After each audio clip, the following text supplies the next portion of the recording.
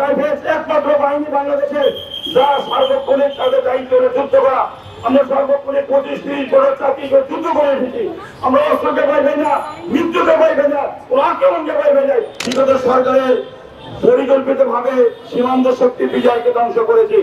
তার গতানুগতিক কারণ হিসেবে আমাদের ন্যায্য অধিকার, ন্যায় বিচার বর্তমান সরকারের কাছে আমরা আশা করে আসছিলাম শান্তিপূর্ণভাবে এবং সরকারের রাষ্ট্রীয় সকল নিয়মকানুন মেনে আমরা সর্বোচ্চ পর্যায়ে যথাযথভাবে আমরা আমাদের ন্যায্য দাবি আদায়ের জন্য বিভিন্ন ভালো কৌশল অবলম্বন করে আসছিলাম।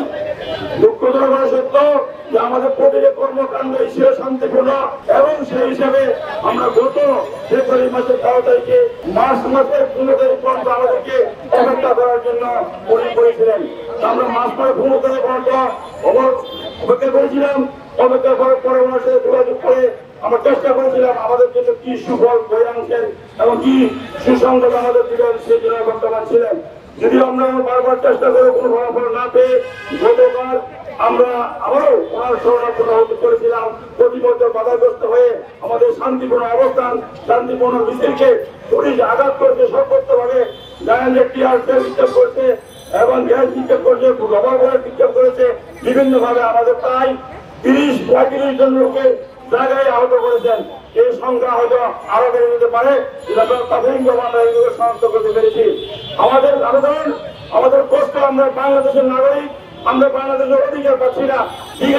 বিগত সরকারের সরকারের এখনো আচরণ বৈশিষ্ট্য বর্তমান সরকারের কাছে বিদ্যমান রয়েছে। আমরা ধিক্কার জানাই, আমরা তার বিরুদ্ধে প্রতিবাদ জানাই যে এখনো স্বাধীন হলেও স্বাধীন নামে যে শান্তি, যে সুস্থ, যে ন্যায় বিচার, ন্যায় অধিকার এখন আমাদের মাঝে বিচলিত নয়। এই জন্য আমরা আবেদন করছি বর্তমান সরকারের কাছে এবং যে সকল ক্রিয়া সদস্যরা আঘাত করেছেন, আহত হয়েছেন, তাদের কাছে দেখুন তারা কোন পক্ষে দিয়ে আমরা 3 নম্বর আপনারা নিজেকে দেখতে পারেন যে আমরা কোন রকমের অসদাচরণ করি নাই, কোন রকম প্রতিবাদ করি নাই। ওই সময় আমাদের উপরে আমরা শান্তিভাবে অবস্থান করতেছিলাম। তার উপরে আমাদেরকে জলকামন্ত্রী বিভিন্নভাবে আমাদেরকে আঘাত করতে করেছে।